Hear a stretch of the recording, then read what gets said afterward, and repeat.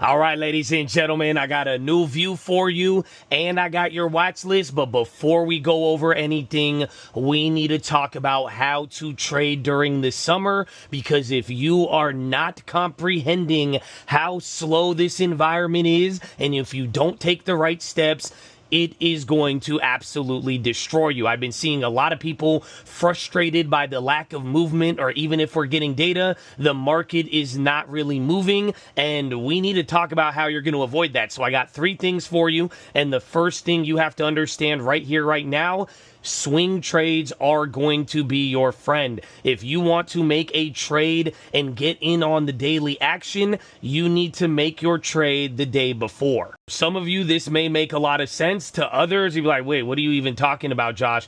And what I am trying to tell you is that a lot of the moves in the 7-hour period that the market is open, they are minimal compared to what is happening both pre and post market. And the example I'm going to give you is Intel. We made a play yesterday. We grabbed those $70 calls and we grabbed them right off the morning, and we were able to profit off them. But even how we woke up today, most of the gains were from the open. Even the day before, I overpaid for my options. I found the options that didn't go up a lot, but if you even go look at the chart here, the real move happened overnight. You could apply this to a bunch of other plays out there. If you go the day before, you're going to be better off. If you want to trade something, I wouldn't focus as much intraday as I would be focusing of, well, what do I think this could do tomorrow, and would this still make sense? Otherwise, if you can't make that determination, well, then I don't know if it just cut off there, but that is the first thing you got to understand. The second thing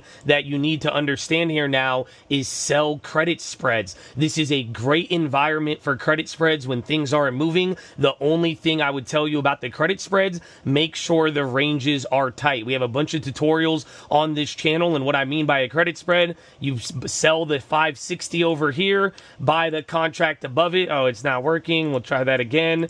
And then boom, that is a credit spread. You collect premium assuming the stock or index doesn't go past a certain level. And what do I mean by make the ranges tight? Don't go so far apart, leaving you upside or downside risk of thousands of dollars. You could sell very small minimal plays and take advantage of this low liquidity market. That is probably one of the best things you can be doing right here, right now. I strongly encourage that you check out all the tutorials, but hey man, we're going to be live. If you have any questions, go to youtube.com/thestockmarket. We will be there live to help you out with it. But we were even talking today, there's other strategies like butterflies and iron flies and iron condors. I think all of these are going to be great, whether it's the end of summer or right now. But the fact is, hey, there's not much activity. Volume is low by a historical standard. What should you be doing right now? This is a prime opportunity to sell spreads, and there's no real excuse not to know how to do it, especially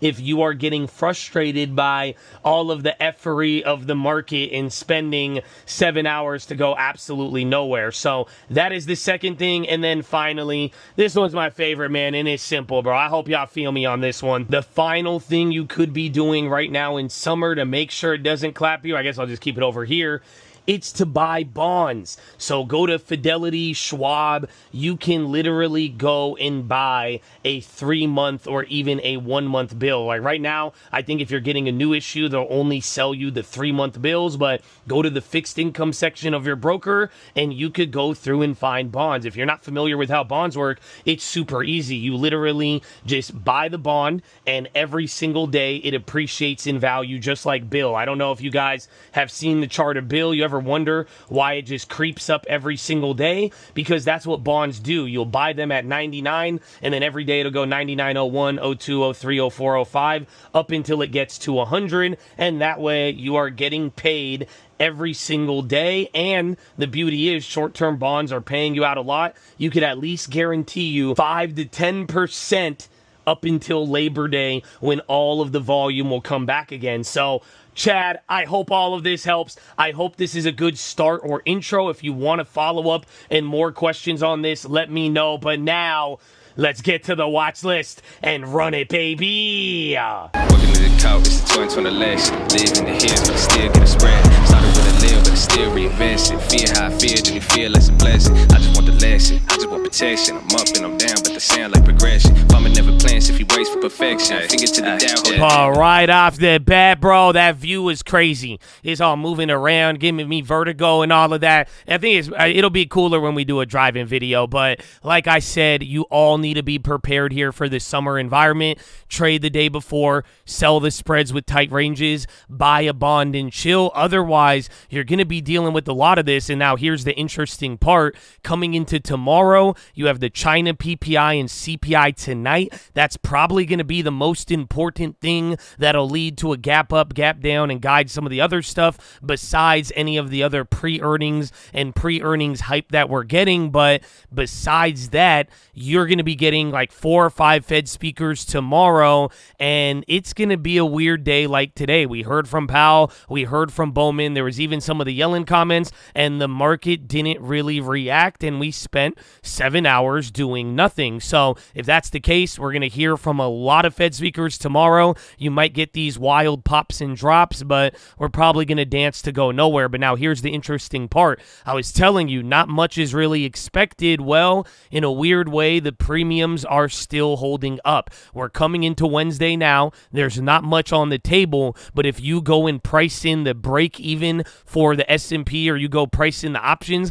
by the end of the week, S&P options are pricing in a 1.3% move. Believe it or not, that's higher than the pricing for July 31st when we're supposed to be getting Powell. So if you're not understanding what that's meaning, that's a decent move that people are expecting over the next 3 days. It's hard to say if it's going to be one event or not, but with earnings, PPI, CPI, and all the stuff going on overseas, you do have potential to make a decent size move, even though the market has been slow here. And that's something I said today. Don't get it twisted. Even though it's summer and the market's not moving actively, it doesn't mean the market can't advance. You can build up 0.5%, 0.25%, day after day after day, and that could turn into something pretty big. It's just not moving that much intraday and giving you this weird environment. So hopefully you're following along with that. The only other thing I'll say, 1.3, is this a big move?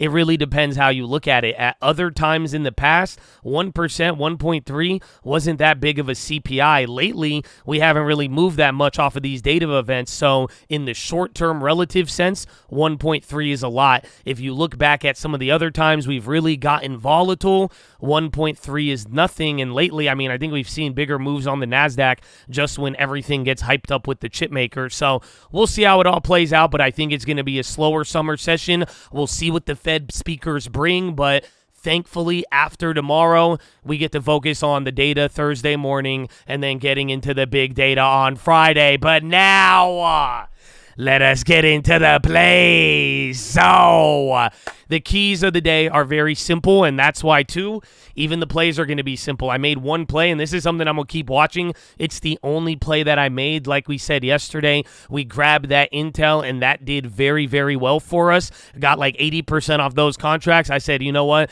I'm going to double dip, and I went for contracts that I see did not appreciate. That was the strategy that we did yesterday, and it ended up working out. Well, again, the August 65 calls, they're so far out of the money. They did not move, even though Intel was near $35 this morning. So I said, hey, if that's the case, let me grab 100 of them for 3 cents. And obviously the idea would be sell out before. But I remember Intel, we did very good on the pre-earnings last time. And then like right before the day of, everything got smashed. And then if you ended up holding, you missed out on all of those. So don't forget, Intel, notorious for big pre-earnings moves, but then it usually doesn't say anything about how it will perform on earnings. But that was the first play. I'd watch out for that. And again, if you see me say August and I don't mention a specific date, hopefully you assume that that is the middle month contract, because that's what I mean when I say August, July. If I'm not specifying a certain week, then I would go with the middle one. That's usually how option traders view options when they're saying a date. You know, lately with all of the new contracts and expirations, people got to clarify, but for future reference, just if you ever see August this, August, September, just go to the middle month contract. But that's play number one, and then play number two. I did this a little bit today. I made a flip on it, but I just watched for the first 30 minutes and the last 10 minutes of the day. For real, you do not need to stress yourself out. Maybe we'll do this over the next couple of days. I'll find a trade on the indexes, ESNQ, pick a direction in the morning. After 30 minutes, get out of it, and then wait till the final 10 minutes, and then rinse and repeat. I think you will have a way definable strategy in the sense that you could be in the market at X time, leave and whatever, and then it's either going to be you get your pop or you get your drop, and then you could walk away without getting trapped into this 7-hour game. So that's something I'd watch out for. Other than that, keep in mind any of the earnings plays. We still have Citi, JP Morgan, and Wells Fargo, I believe, and then even Thursday, Delta and Pepsi. That could get some of the other consumer stocks going, and then once we hear from those reports, that should open the opportunity for more plays. So those are the main plays. That is all that I have for you as far as questions of the day. Really, we'll talk about this one tomorrow with value stocks. I like that one. Shout out to CJ, but I really think the main question is, how do you handle the effery of the market right now? And you guys need to really make up your mind of either go out and do something and not get bogged down by the 7-hour days, because they're not the same as the beginning and ends of the year that you've witnessed, especially with more volatility, or you have to decide on a strategy that's actually paying you out. And hopefully you get the implication. You could do whatever you want, but if it's not benefiting you and it is not profiting you, then you either want to go with a higher probability, higher profitability strategy, or you'll be better off just waiting until activity actually returns. It's okay to wait, my friend. I know it's a lot, but it's okay to wait, baby. But that is all I have for you, Chad. But now I don't have it written down, but I still have an economic lesson. We've been talking about the neoliberalism and structural reforms. I think today we are going to be talking about how the institutions have made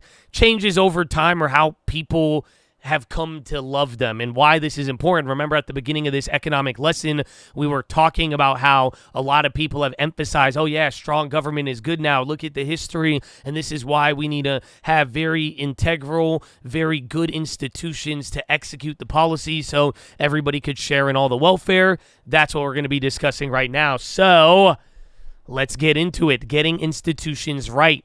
As the 1990s progressed, members of the development community began to argue that getting prices right by using SAPs to liberalize and marketize developing economies, while perhaps a necessary step towards sustained development, was not sufficient to deliver sustained growth. As a consequence, policymakers and academics began to focus greater attention on the broader context within which states made policy. As attention shifted away from the rather exclusive focus on policy reform, the characteristics and the quality of political and economic institutions moved to the center. By the turn of the century, there was a widespread agreement among economists studying economic growth that institutional quality holds the key to prevailing patterns of prosperity around the world. Thinking about institutions led to the articulation of two broad institutional configurations: inclusive institutions and extractive institutions, that have very different consequences for economic performance. Inclusive institutions have political and economic characteristics that encourage individual initiative and sustained economic growth. The most important political characteristic of inclusive institutions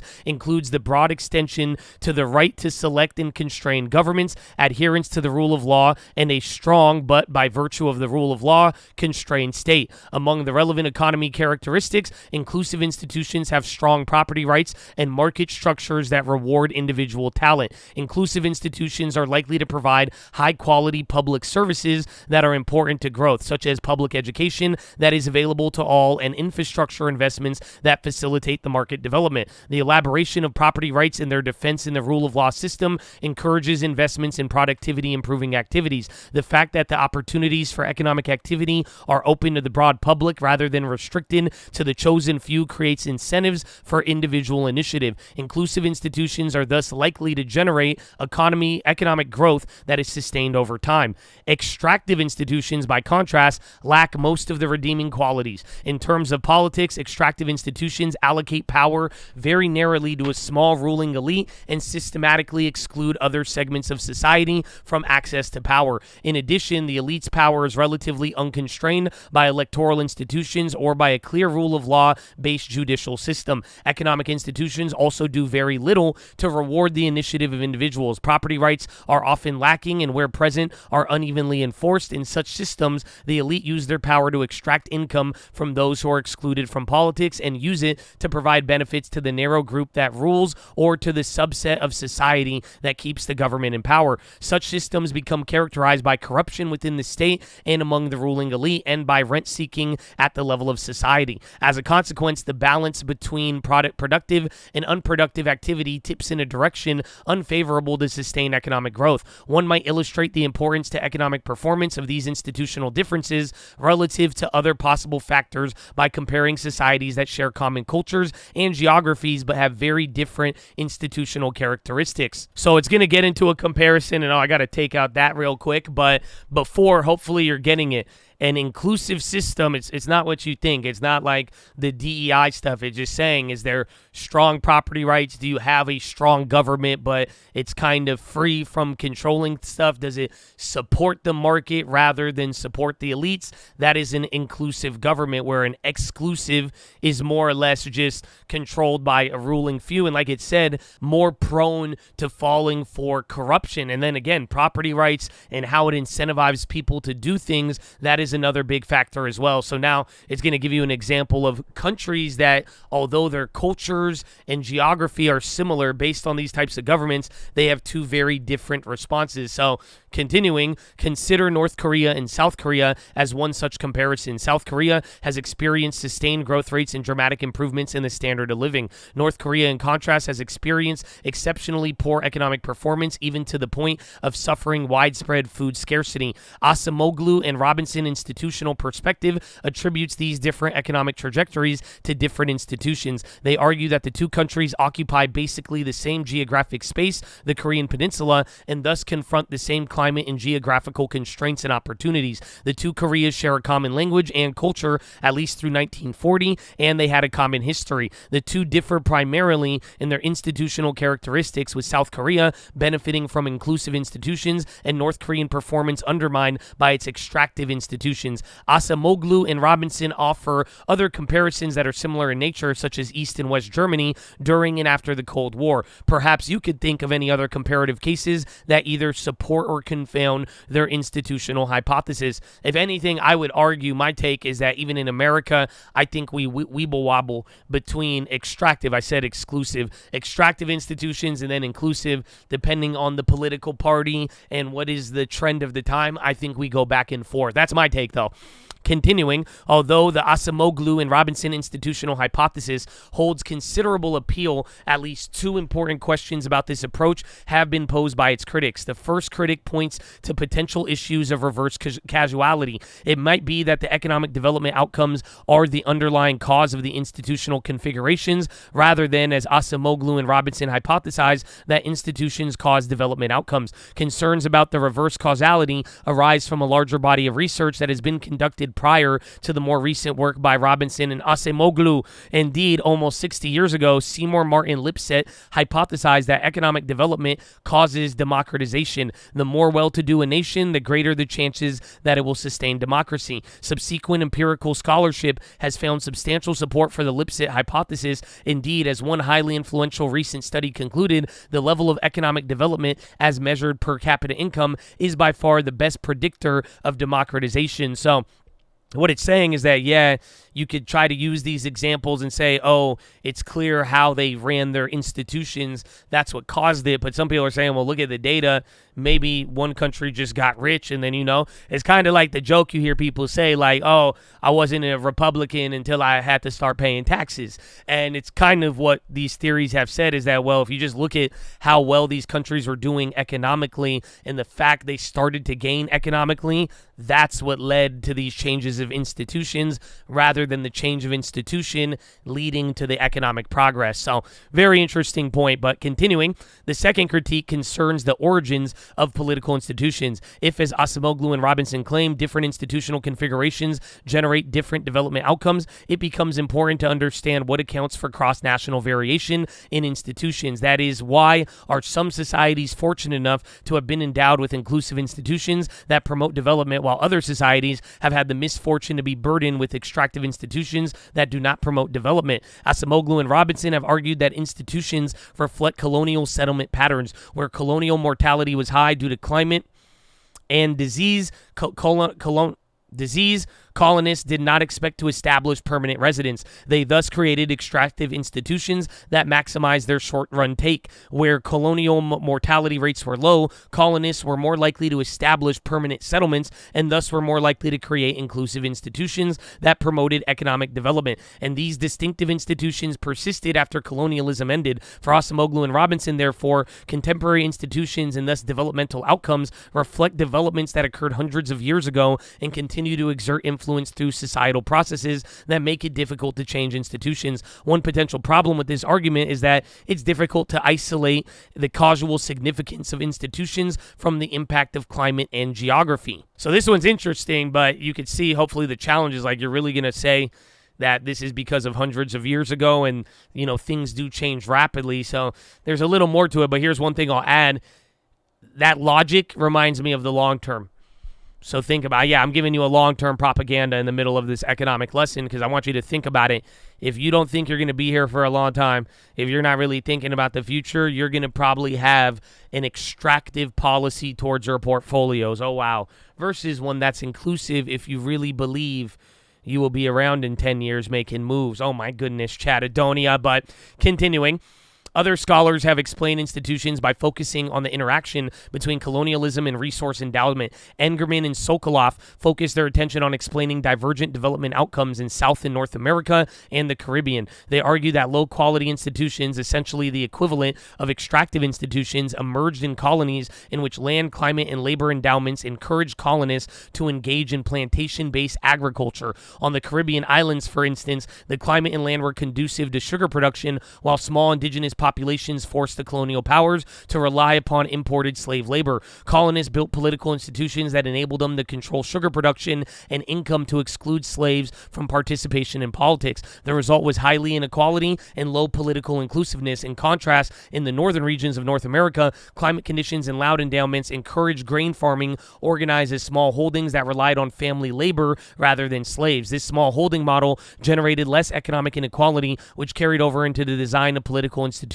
which were more inclusive. In short, the interaction between geography and colonialism led to the establishment of particular institutional arrangements 250 years and more ago, and these institutions have exerted a powerful influence on the development trajectories ever since. So hopefully you guys are seeing at this point, getting institutions right and what caused the right institutions.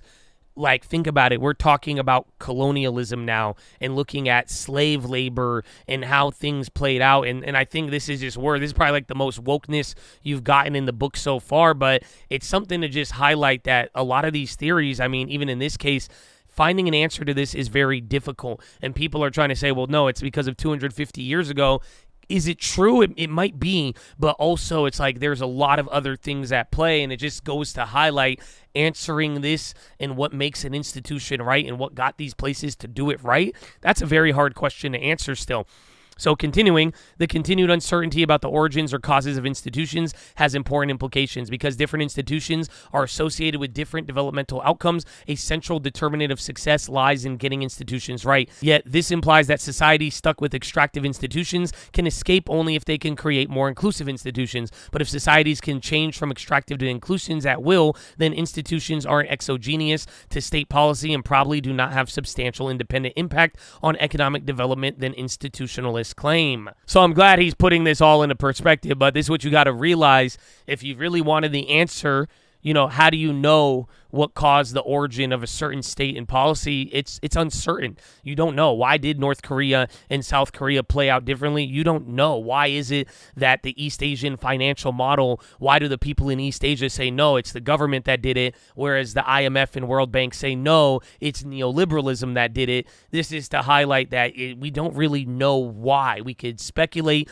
and there's other things, but the real answer is you don't really know, and there's no real strong theory that doesn't have its critiques. So coming into the conclusion now of Chapter 7, neoliberalism supplanted structuralism as the guiding philosophy of economic development as a result of interplay among three factors in the global economy. Import substitution generated severe economic imbalances that created pressure reforms of some type. The success of East Asian countries that adopted an export-oriented development strategy provided an alternative model for development. Finally, the emergence of severe economic crises in the early 80s, a crises that resulted in part of imbalances generated by ISI and in part from developments of the global economy, pushed governments to launch reforms under the supervision of the IMF and World Bank. By the mid-1980s, most governments were implementing reforms that reduced the role of the state and increased the role of the market in economic development. The implementation of these reforms has been neither quick nor painless. The depth of the reforms brought substantial short-run cost as average incomes fell